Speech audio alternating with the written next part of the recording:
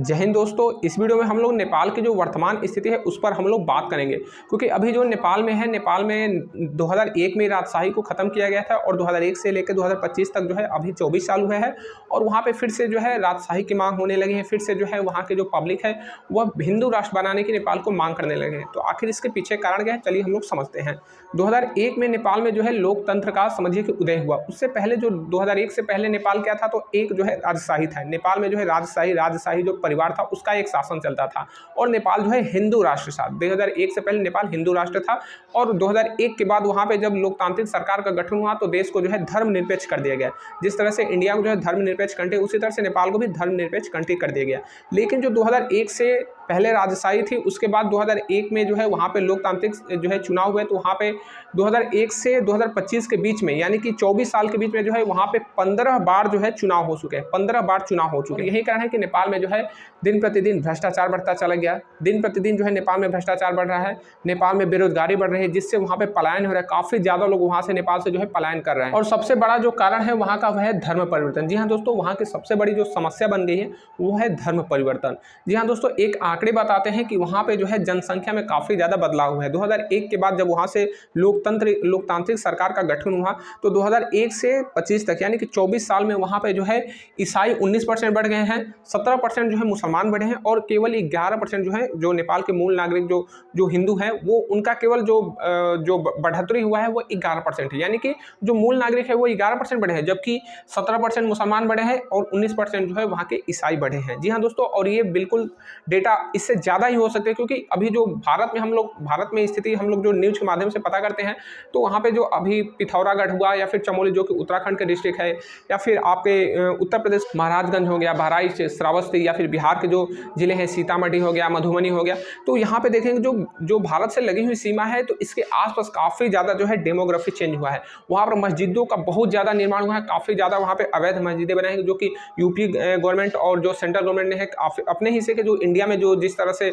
मस्जिदें नहीं बनाई गई थी तो उनको तो जो है हटा दिया गया है। लेकिन नेपाल में ये स्थिति काफ़ी ज़्यादा जो है विकराल रूप से आगे बढ़ रहे हैं। तो वो इसी कारण है, यही सब कारण है कि वहाँ के जो राजनीतिक विशेषज्ञ हैं वह लोकतंत्र को जो है सही नहीं मान रहे, क्योंकि लोकतंत्र से पहले जो नेपाल की स्थिति वो काफ़ी ज़्यादा अच्छी थी। लेकिन अब जो लोकतंत्र नाम का जो झुंझुना नेपाल को मिला है वो समझिए कि नेपाल को बर्बाद कर रहा है। तो अक्सर ऐसा देखा भी जाता है कि जब किसी एक देश में कोई दिक्कत होती है तो वहाँ के जो पड़ोसी देश है उनका भी जो है नाम आने लगता है। तो इसमें भारत सरकार का भी जो है नाम आ रहा है कि भारत सरकार की इसमें भूमिका है।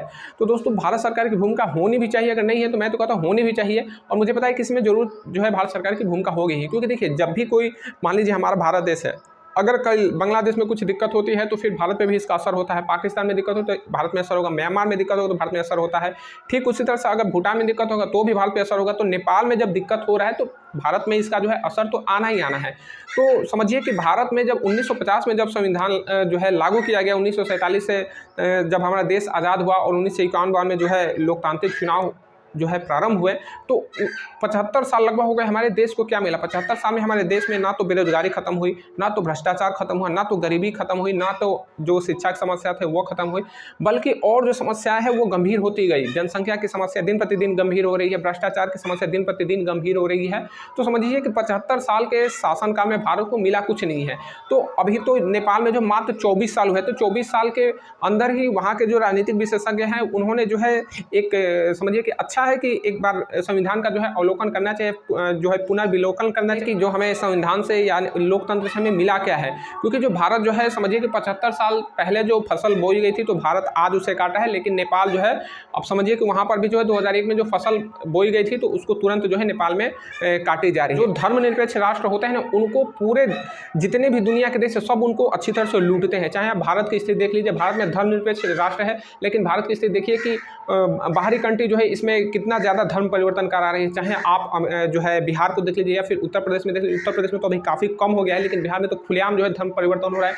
और जिस धर्म के पास पैसा रहेगा वह जो है धीरे धीरे आगे बढ़ेगा, और जिस धर्म के पास पैसा नहीं रहेगा वो धर्म जो है डाउन होता ही जाएगा। तो आप देख लीजिए पूरे वर्ल्ड में जो है सबसे ज़्यादा जो है ईसाई जो कंट्रीज हैं उनके पास पैसा है। उसके बाद जो है जो सऊदी अरब वगैरह हैं इनके पास भी अच्छा खासा पैसा है। तो सबका जो एक गढ़ है तो वह भारत ही है। भारत ही इनको जो है लूटने के लिए बहुत ही अच्छा गढ़ मिला है, क्योंकि भारत धर्मनिरपेक्ष निरपेक्ष राष्ट्र है, यहाँ पर किसी का जो है कोई किसी का ये राष्ट्र ही नहीं है, सब जो है अपने राष्ट्र, कोई जो है मुस्लिम राष्ट्र के लिए, कोई ईसाई राष्ट्र के लिए, और फिर जो यहाँ के जो मूल निवासी हिंदू है वो अपने राष्ट्र के लिए लड़ रहे हैं। तो आपस में ही लड़ा जाएगा तो फिर समझिए कि बाहरी ताकतें हम पे शासन करेंगी ही। तो नेपाल ये चीज़ को समझ चुका है और इसीलिए जो है वो हिंदू राष्ट्र की फिर से मांग कर रहा है। तो मैं इसको जायज़ मानता हूँ। आप इसको क्या मानते हैं, आप इसको किस नज़र से देखते हैं, नेपाल में जो हो रहा है उस पर आप हमें कमेंट बॉक्स में जरूर बताइएगा। मिलेंगे अगली वीडियो में, तब तक के लिए जय हिंद।